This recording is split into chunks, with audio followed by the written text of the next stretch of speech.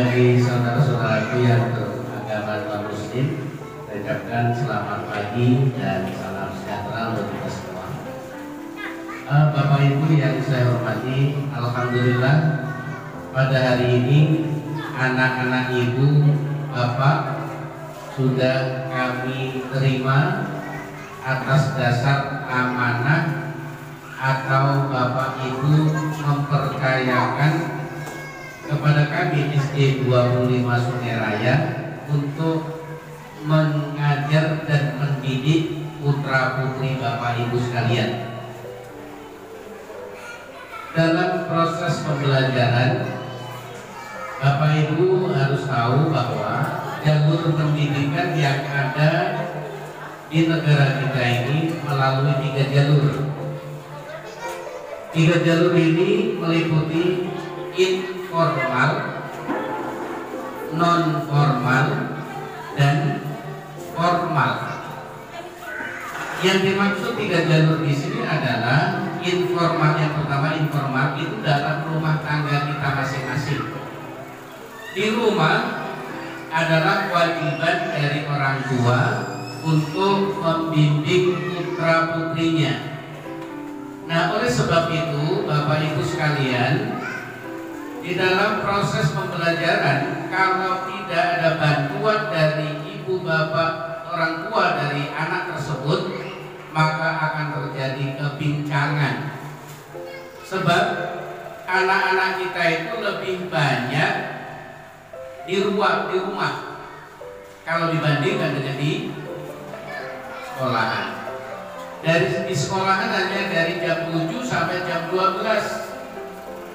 Jam 12 selanjutnya itu adalah di jalur kedua dan ketiga, yaitu non formal.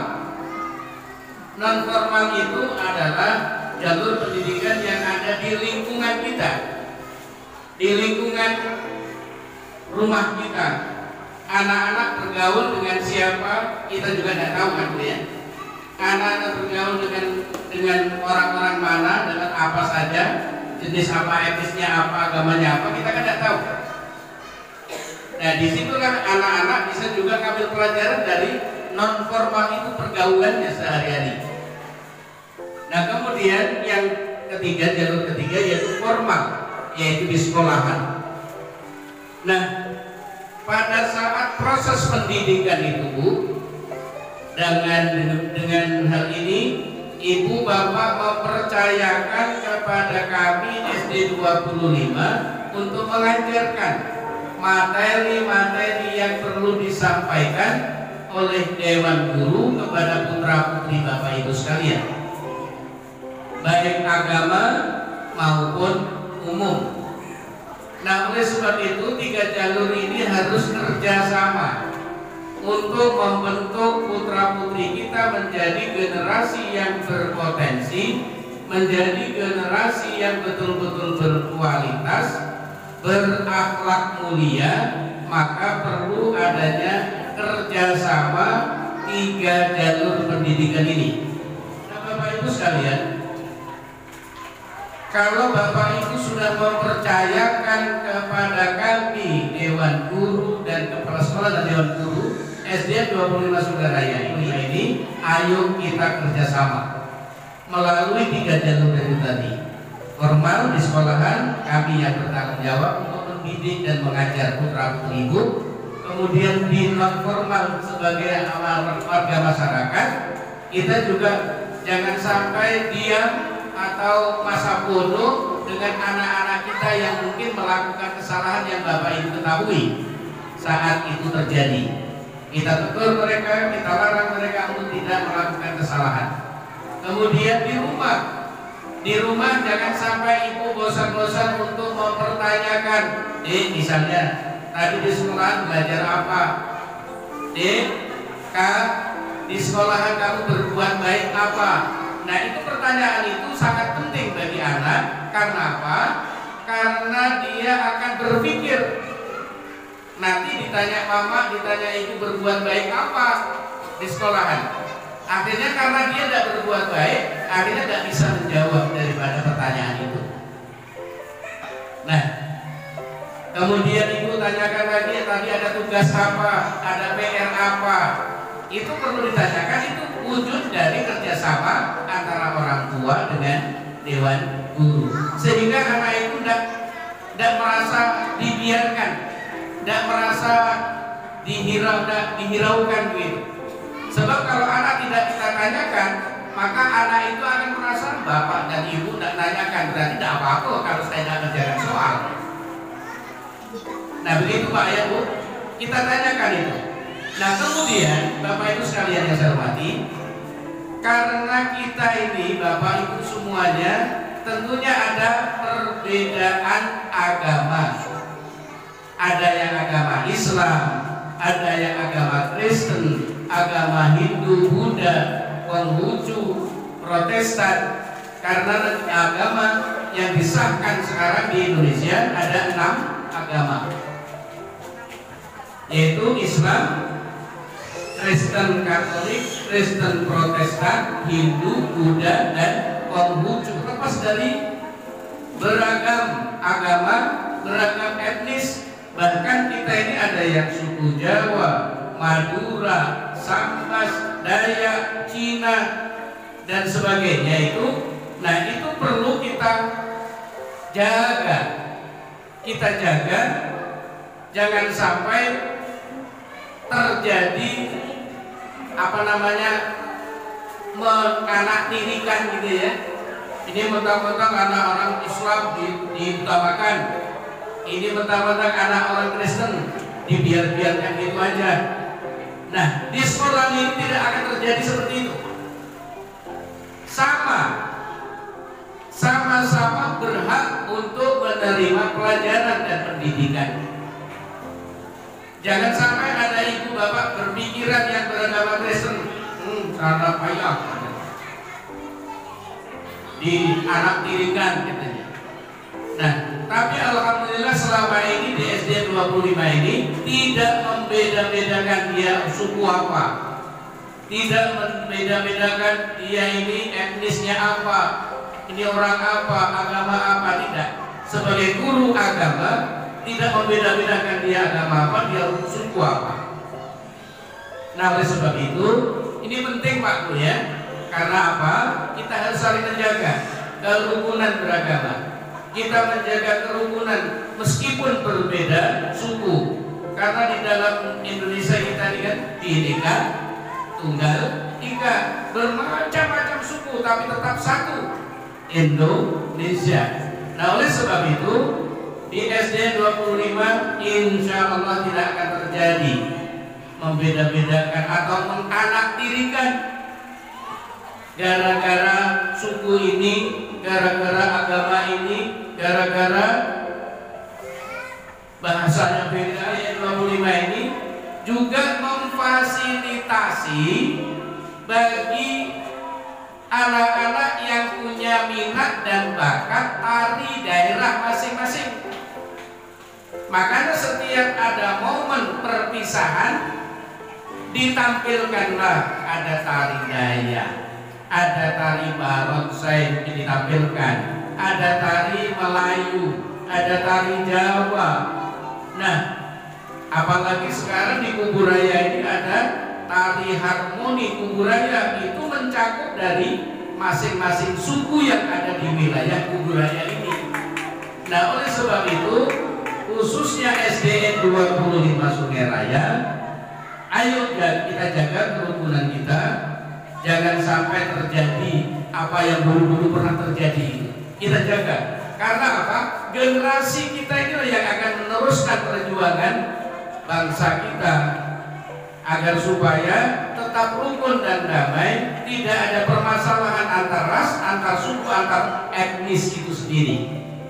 Nah maka dari itu, mari kita bersama-sama, Bapak Ibu sebagai wali murid, kami sebagai Dewan Guru yang ada di SD 25 Sungai Raya ini berusaha untuk merangkul semua agar supaya tidak terjadi gesekan-gesekan, agar supaya tidak terjadi permasalahan yang timbul hanya gara-gara masalah agama, ras, etnis dan bahasa. Nah, bahasa ya tetap kita utamakan bahasa Indonesia karena perantara pembelajaran dan pendidikan di SD 25 menggunakan bahasa Indonesia. Maka jalur 3 inilah yang harus kita laksanakan bersama. Informal.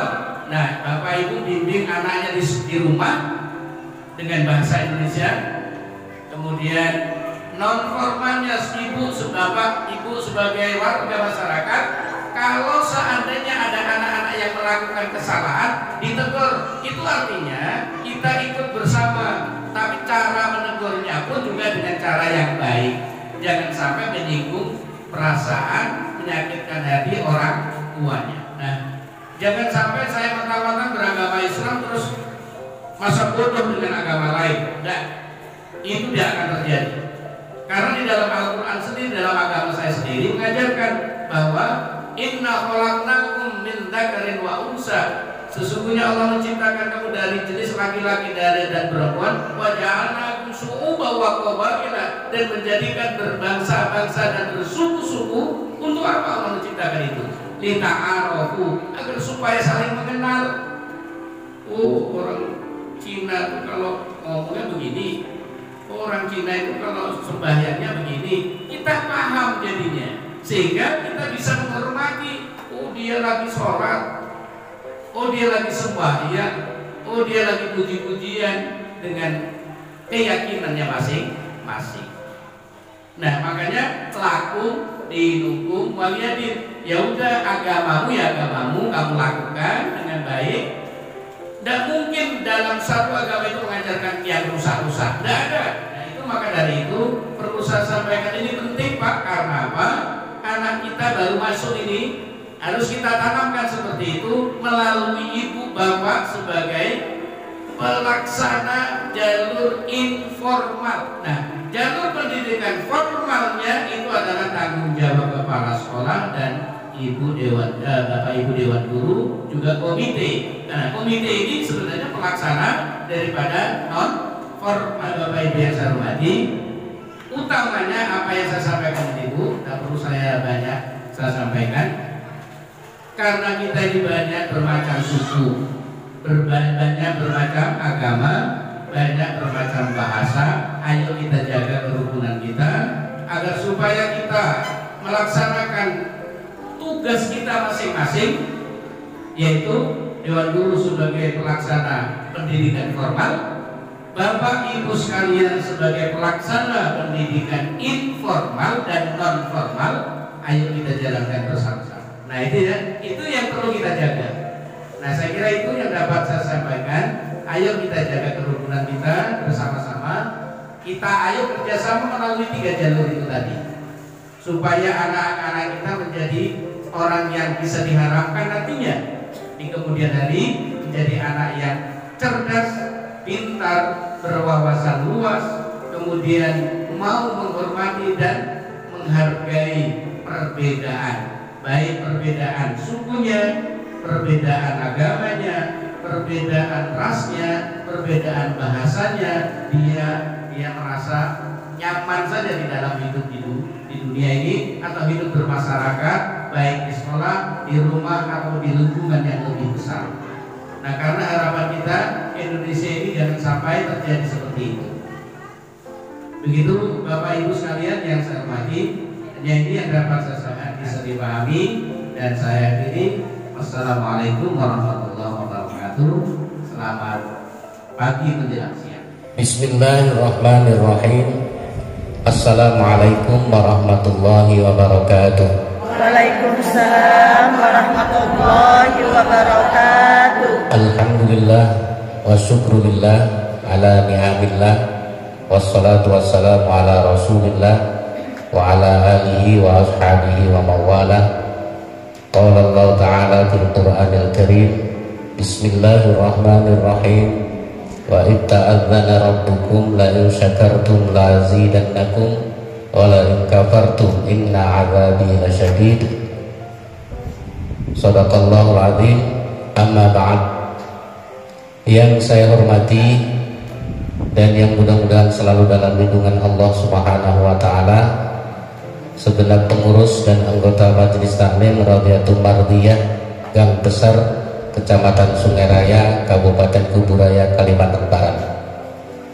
Segala puji hanya milik Allah semata, karena atas ridho dan berkahnya serta nikmatnya, terutama nikmat iman dan Islam serta kesehatan dan juga kesempatan, sehingga pada hari ini, hari Rabu, kita masih dapat bersilaturahmi kembali dan melanjutkan rutinitas kita di setiap hari Rabu siang. Dan alhamdulillah dalam keadaan sehat walafiat. Salawat dan salam semoga selalu dicurahkan kepada junjungan kita Nabi besar Muhammad sallallahu alaihi wasallam, karena beliaulah yang membimbing umat manusia, khusus umat Islam, untuk menuju jalan yang diridhoi oleh Allah Subhanahu wa taala. Ibu-ibu sekalian, pembelajaran kita pada hari ini, kita akan membahas surah Al-Hujurat ayat 13. Sebelum kita menjelaskan apa isi yang terkandung di dalam surat Al-Hujurat ayat 13, maka terlebih dahulu mari kita dengarkan bersama apa bunyi dari surat Al-Hujurat surah ke-49 ayat 13 yang akan dibacakan oleh Ibu Nasifah. Kepada Ibu Nasifah dengan segala hormat saya persilakan. A'udzu billahi minasyaitonir rajim. Bismillahirrahmanirrahim.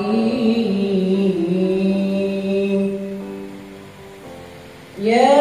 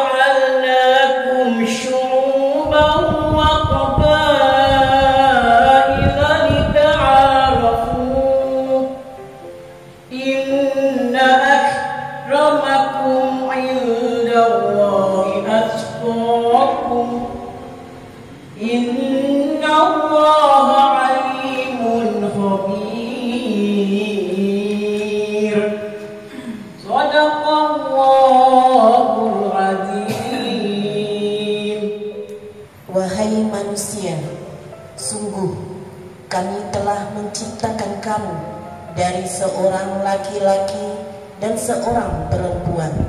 Kemudian kami jadikan kamu berbangsa-bangsa dan bersuku-suku agar kamu saling mengenal. Sungguh yang paling mulia di antara kamu di sisi Allah ialah orang yang paling bertakwa.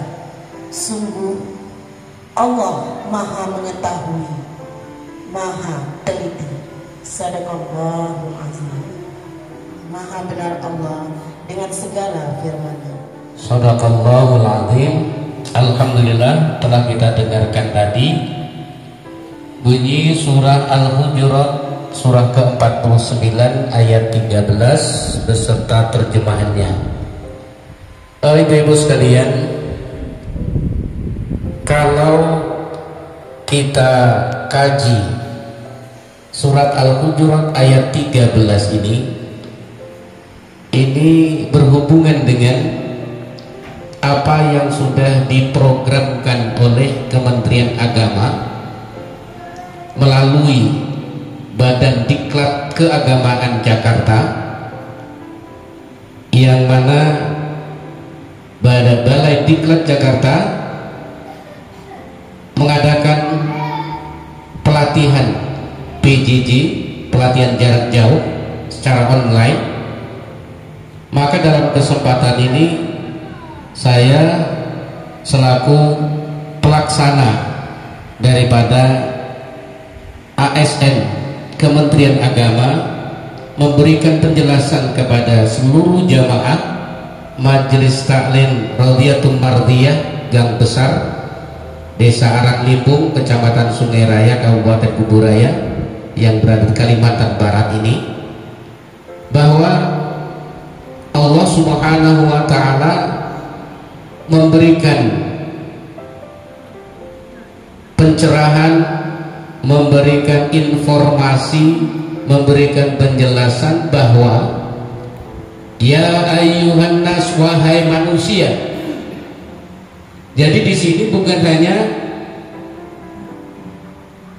umat Islam saja, akan tetapi kepada seluruh manusia Allah memberitahu, ya ayyuhan nas, wahai manusia, inna khalaqnakum, bahwa kami menciptakan kamu. Maksud daripada Allah menggunakan kata kami itu karena Allah melalui manusia, yaitu min dzakarin wa unsa, sepasang laki-laki dan perempuan. Karena apa? Makanya Allah menggunakan kata kami. Kami itu maksudnya di sini adalah Allah melalui manusia menciptakan manusia yang lain dari jenis dzakarin, laki-laki, wa unsa, dan perempuan. Nah, kemudian dari jenis laki-laki dan jenis perempuan ini Allah menciptakan wa ja'alnakum syu'uba wa qabaila, menciptakan dari jenis manusia itu ternyata Allah menciptakan bermacam-macam suku dan bangsa. Wa ja'alnakum syu'uba wa qabaila. Untuk apa Allah menciptakan jenis manusia yang bersuku-suku dan berbangsa-bangsa itu? Nah, tentunya Bapak Ibu-Ibu sekalian paham dengan bangsa Eropa, bangsa Arab, bangsa Indonesia, bangsa Jepang dan sebagainya. Kemudian dari bangsa-bangsa itu sendiri, khususnya bangsa Indonesia, begitu banyak suku-suku yang ada di Indonesia, sehingga sesuai dengan lambang Bhinneka Tunggal Ika, bermacam-macam tapi tetap satu. Nah, di Indonesia sendiri begitu banyak suku-suku.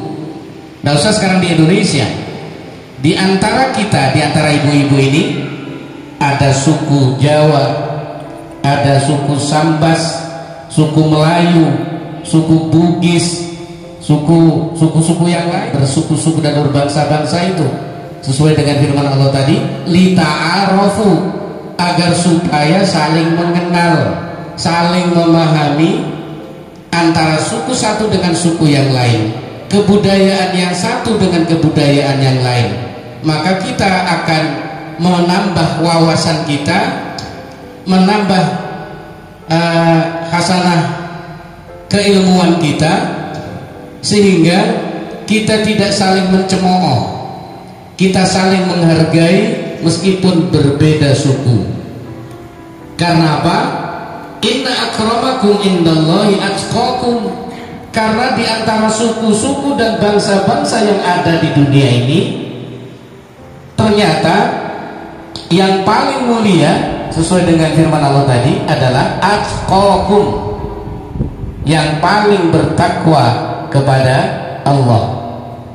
Nah, maka dari itu kita tidak boleh saling mencemooh, ini suku ini tak bagus, suku itu tak bagus, suku ini yang paling bagus. Tidak seperti itu. Maka perlu kita pahami bahwa sesuai dengan firman Allah dalam surat Al-Hujurat ayat 13 tadi, bahwa Allah menciptakan manusia dari jenis laki-laki dan jenis perempuan, juga bersuku-suku dan berbangsa-bangsa dan bersuku-suku itu tadi, agar supaya kita saling mengenal satu sama lain. Nah, sebab kadang-kadang manusia kebanyakan memandang seseorang itu, Bu, kadang-kadang dinilai dari kekayaannya, dinilai dari pangkat dan derajatnya. Karena dia orang kaya kemudian kita muliakan, kalau orang miskin kita remehkan. Nah, jangan seperti itu. Akan tetapi kalau kita paham dengan firman Allah itu tadi, inna akramakum indallahi atqakum, orang yang paling mulia di antara kalian yang bermacam-macam bangsa dan suku-suku itu tadi adalah orang yang paling bertakwa kepada Allah. Suku apapun kalau dia bertakwa kepada Allah, maka layak dia mendapatkan kemuliaan dari Allah Subhanahu wa ta'ala. Memang pada suatu saat suku, etnis, bahasa itu akan kita lepas ada saat-saat tertentu, yaitu pada saat kita sholat.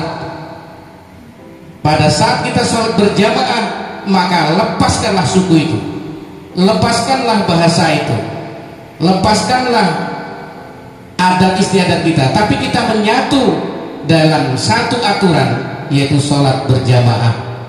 Yang kan tidak mungkin Bu, sholat berjamaah mentang-mentang imamnya orang Jawa terus pakai bahasa Jawa, ya kacau balau nanti jamaah itu.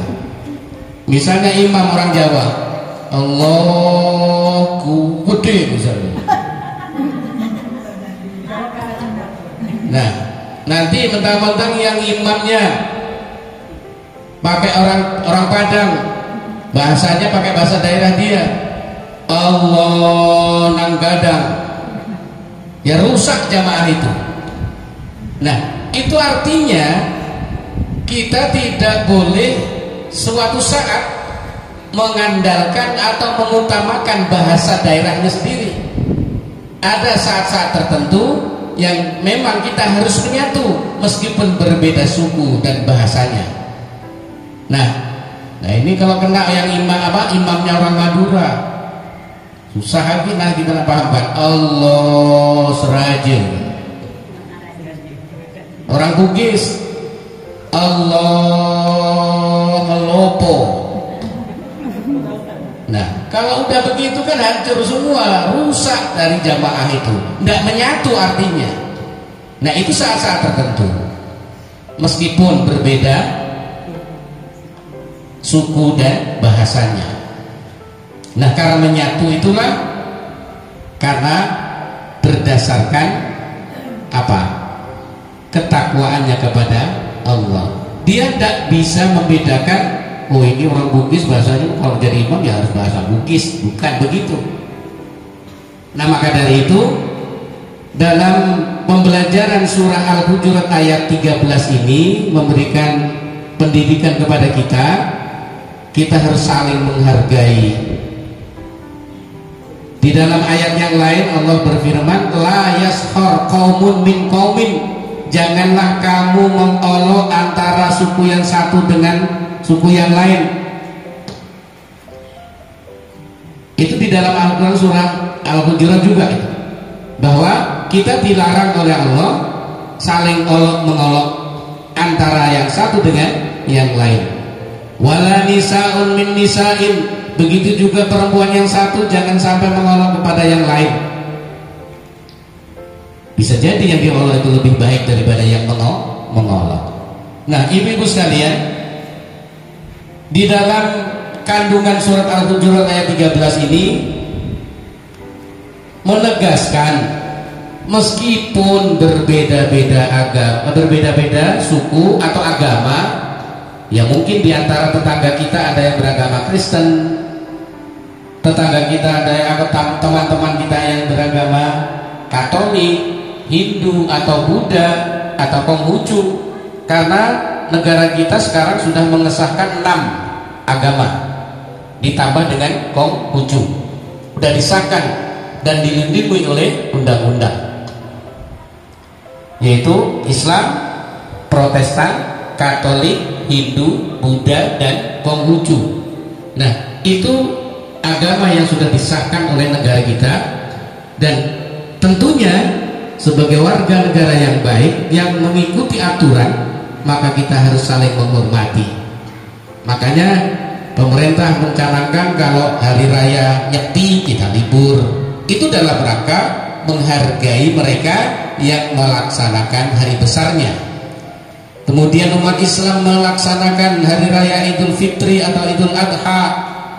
Nah, kemudian ada juga libur. Itu dalam arti wujud dari penghormatan, saling menghormati.